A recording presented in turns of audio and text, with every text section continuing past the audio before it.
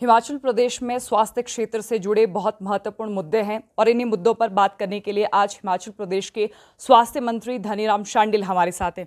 पहला सवाल वर्तमान सिनेरियो को लेकर। नौणी यूनिवर्सिटी में छात्र और छात्राएं लगातार पीलिया को लेकर धरना प्रदर्शन कर रहे हैं कि गंदा पानी पीने से बच्चों को पीलिया हो रहा है। कुलपति पर भी आरोप लगा रहे हैं, लेकिन वो चाहते हैं कि सरकार इसमें इंटरवीन करे। आप इस विषय में क्या राय रखते हैं? नहीं, ये मामला मेरे पास आया था तो मैंने कहा था एकदम क्लोरीन से पानी को ट्रीट करो और बच्चों को अच्छा शुद्ध जल मिलना चाहिए पीने को। तो मुझे ऐसा इन्फॉर्मेशन दी है कि इस परसों ये बात कह दी थी, तो कल तक उन्होंने ये काम कर दिया है। बच्चों को शुद्ध जल मिलना चाहिए और किसी भी प्रकार की उसमें अगर अशुद्धि पाई जाए तो उसकी एकदम जांच करके उसका निराकरण करना। विश्वविद्यालय प्रशासन के अधिकारियों से भी क्या पूछताछ की जाएगी सर? हाँ, नहीं, मैंने उनसे बात भी की है और कहा है कि ऐसे कभी भी कोई कोताही नहीं बरतनी है। सुपरिटेंडेंट और जो वेरियस आपके अपॉइंटमेंट्स हैं उनको भी हमेशा आगाह रखो। जैसी ऐसी कोई बात किसी भी समय आया, अभी थोड़े दिन पहले हमारे हमीरपुर में भी ऐसे हो गया था, तो उसके लिए प्रशासन इमीडिएटली और ख़ासकर जो हमारे यहाँ पे स्वास्थ्य विभाग है वो नज़र रखे रहता है। हर महिला को 1500 देना कांग्रेस की गारंटियों में भी था। अब आप उस कमेटी को चेयर भी कर रहे हैं, तो अब कब तक महिलाएं ये आश्वस्त रहें कि उनको ये 1500 मिल जाएंगे? महिलाओं को हमेशा ये आश्वस्त रहना होगा, क्योंकि जो एक बार कांग्रेस मैनिफेस्टो में कोई भी चीज़ कह दी जाती है वो अक्षरशः पूर्ण की जाएगी।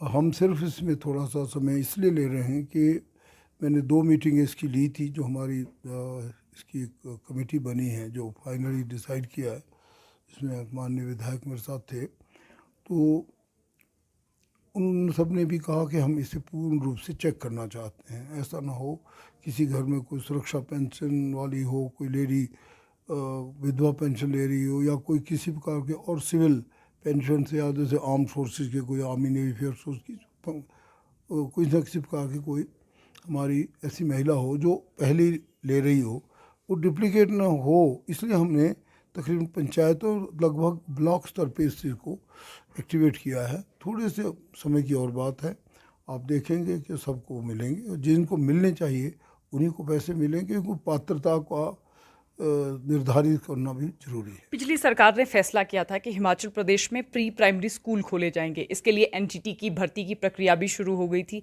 लेकिन अगर आंगनवाड़ी टीचर्स को लेकर बात करें तो आंगनवाड़ी टीचर्स लगातार कह रही हैं कि बच्चे तो प्री प्राइमरी में जा रहे हैं, फिर आंगनवाड़ी टीचर्स का क्या काम? अब इसको लेकर क्या सरकार कोई नीति बना रही है ताकि संख्या जो बच्चे हैं उनकी स्कूलों में कम ना हो?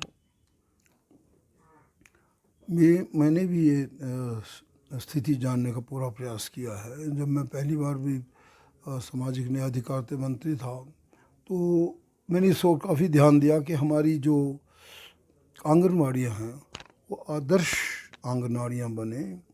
इनमें जो इंचार्ज और जो सहायिका हों वो अच्छी प्रकार से ट्रेनिंग हासिल करें, और हम उस ओर प्रयासरत भी रहे। परंतु समाओ इस ओर हमारी पिछली सरकार का जो रही है, we should never say anything good और बैड टू एनीवन, उन्होंने अपना काम किया, लेकिन ये थोड़ा सा ध्यान नहीं दिया कि किस एज के बच्चे कहाँ जाएं।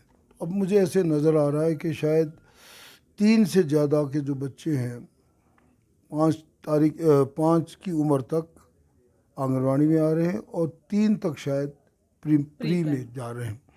तो इस पे भी हमारा ध्यान देंगे, देखेंगे किस प्रकार से इसको निपटा जा सकता है और किस प्रकार से हम अपनी आंगनवाड़ियों को सशक्त बनाएं, ताकि वो आंगनवाड़ियों को ट्रेनिंग करने के लिए भी हम कोई नया प्लान तैयार कर रही है सरकार इसके लिए सर? बिल्कुल, मैं तो चाहता हूं कि हम अपनी आंगनवाड़ी कार्यकर्ताओं को ट्रेनिंग करने के लिए भी अलग अलग लेवल पे अच्छे प्रशिक्षण केंद्र बनाएं, ताकि हमारी आंगनवाड़ी मजबूत हो। और जो आंगनवाड़ी का उद्देश्य है बच्चों को एक अच्छा पोषण, एक अच्छा जीवन देना और एक उनको ऐसे कॉन्फिडेंट बनाना कि जब तक वो स्कूल पहुँचे तब तक उन्हें कोई झिझक ना हो, उनके अंदर किसी प्रकार का ऐसे वो ना हो कि भाई वो जैसे सहमे या डरे। उनको इतने अच्छे बना दिया जाए और इतने अच्छे स्टूडेंट्स के रूप में वो जाएं इसीलिए आंगनवाड़ी की तरफ तो थोड़ा ज़्यादा ध्यान देने की एक महत्वपूर्ण मुद्दा और भी है, वो है प्रधानमंत्री जन औषधि केंद्रों का। अक्सर ये देखा गया है, आईजीएमसी से भी खबरें आई थी कि जो प्रधानमंत्री जन औषधि केंद्र हैं, उनके ऊपर जो प्रधानमंत्री की तस्वीर लगी है, उसको ढकने का प्रयास किया जा रहा है। क्या सरकार के ध्यान में ये मामला है, और अगर मामला ध्यान में है तो इस पर कोई कार्रवाई करने की बात आप कर रहे हैं? प्रधानमंत्री तो सारे देश के प्रधानमंत्री होते हैं। अगर किसी ने गलती से कुछ कर भी दिया होगा तो उस देखा जाएगा, तो प्रधानमंत्री की तस्वीर को ढकने का तो प्रश्न पैदा नहीं होता।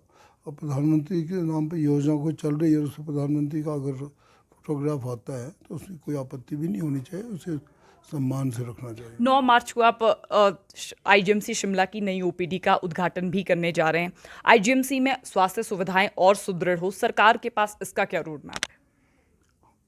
मैं समझता हूँ, मैं पहले जब ऐसे स्वास्थ्य मंत्री देखने गया था, जिस दिन चमियाना भी देखा, उस दिन कैंसर हॉस्पिटल देखा, और मैंने वो जिसका हम उद्घाटन करेंगे माननीय मुख्यमंत्री के साथ, वो भी देखा। वो बहुत अच्छा बनाया है, बहुत ही मैं समझता हूँ एक साइंटिफिक वे में, वैज्ञानिक रूप में बनाया, और बड़ा ऑर्डरली रूप में इन्होंने जितने भी 8 या 9 जितने भी इसके तले बनते हैं, उन सब तल पे अच्छी तरह से जो भी वहाँ पे कक्ष हैं, जिस चीज़ की सुविधा है, उनकी मार्किंग, किसी ऑर्डनरी आदमी भी जाना पड़ जाए तो उसको दिक्कत नहीं होगी। और दूसरी सबसे बड़ी अच्छी बात मुझे ये लगी कि उसमें सुविधा वाहन की भी है, चलने की भी, और लिफ्ट की भी है। और जो आजकल के आधुनिक उपकरण लगने चाहिए, चाहे वो कोई भी सुविधाएं हो, चाहे हमारी इसकी ऑक्सीजन की हो, चाहे किसी उपलब्धता किसी और प्रकार के उपकरणों की हो, वो हर तल पर मौजूद हैं। तो ये अच्छी प्रकार का मॉडल जो पेश किया गया है और अच्छी सुविधाओं से जो लेस किया गया है, ये मैं समझता हूँ अच्छी डेवलपमेंट है। एक अंतिम सवाल सर, जिस तरह संस्थान बंद किए जा रहे हैं, पिछली सरकार ने जो संस्थान खोले थे, कुछ संस्थानों को फिर से खोलने का सरकार ने फैसला लिया है। उसमें कुछ शिक्षण संस्थान भी है, स्वास्थ्य संस्थान भी है। अब सवाल ये उठता है, ये कहा जा रहा है कि ये सरकार यू टर्न लेती है पिछली सरकार की तरह। तो अब आपको क्या लगता है कि क्या वाकई यू टर्न लिया जा रहा है फैसलों में? तो फिर रिव्यू पहले क्यों नहीं किया गया? नहीं, देखिए, बहुत सी जगह ऐसी हैं, वो तो मैं तो खुद भी इसका साक्षी हूँ, कि जहाँ पे सचमुच में उनको नहीं खोलने चाहिए थे, नहीं करनी चाहिए थी शुरू। आप हैरान होंगे, 15 दिन पहले आप बोलते हैं कॉलेज बनेगा, कोई भी कॉलेज, 3-4 जगह तो मैं एग्जांपल देता हूँ, वहाँ पे ना ज़मीन है, ना उसके लिए धन है।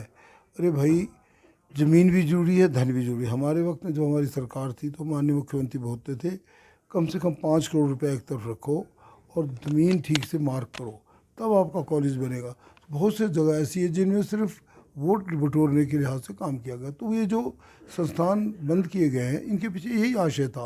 और जहाँ हमें लग रहा है कि भाई इसको कुछ पॉसिबिलिटी है, उसको कुछ करके होता, वो खोले भी जाए। सवाल ये था सर कि अब यू टर्न क्यों, पहले रिव्यू क्यों नहीं? नहीं, पहले तो ले ही नहीं सकते जब तक हमें पता ही नहीं होगा किस चीज़ की क्या वास्तविकता है, क्योंकि वो ऐसा नहीं कि वो किसी बदले की भावना से किया गया था, परंतु सचमुच में वहाँ पे कोई सुविधा ही नहीं। अगर एक भी स्टूडेंट ना हो तो कौन क्या कॉलेज है वो, या एक भी स्टूडेंट ना हो कौन सा मिडिल स्कूल है। अगर कुछ स्वास्थ्य केंद्र में सुविधा हो ही नहीं और वहाँ एक कमरे को आइडेंटिफाई भी ना किया हो, ऐसे स्वास्थ्य केंद्र खुले थे सच में, इसलिए उनको किया गया था। और हम धीरे धीरे जैसे वहाँ सुविधाएं बनेगी उनको खोलेंगे, ताकि जनता को और आम जनता को किसी प्रकार की परेशानी ना हो। पूर्व में मंत्री रहे सुरेश भारद्वाज कह रहे हैं ये पाकिस्तान की नवाज शरीफ की सरकार है। नहीं, देखिए, चलो वो नहीं तो अपने बोलने का अधिकार है, हम ये भी नहीं कहते, ऐसा कुछ नहीं है। ऐसी बात नहीं है कि नवाज शरीफ की सरकार है, ये हमारे बड़े ओजस्वी और मैं समझता हूँ धर्म पर चलने वाले मुख्यमंत्री की सरकार है, जिसने पहले दिन ही अपनी कुर्सी ना लेकर एक ऐसे आश्रम में गए जो हमारे ऐसे बालकों का जिनके दृष्टिबाधित हों या दूसरी प्रकार के जिनके कोई माता पिता ना हो, तो इस प्रकार का विचार रखने वाला जो मुख्यमंत्री आपको मिला है, हमें तो उनका सम्मान करना चाहिए। और सचमुच में अच्छा प्रशासन होगा, अच्छा शासन होगा, अच्छी प्रकार से सरकारें चलेंगी, ऐसी आशा की जा रही है। हिमाचल प्रदेश में स्वास्थ्य क्षेत्र से जुड़े मुद्दों पर बात करने के लिए हिमाचल प्रदेश के स्वास्थ्य मंत्री धनीराम शांडिल हमारे साथ हैं। तो बहरहाल संवाद भारत में अभी के लिए बस इतना ही। नमस्कार।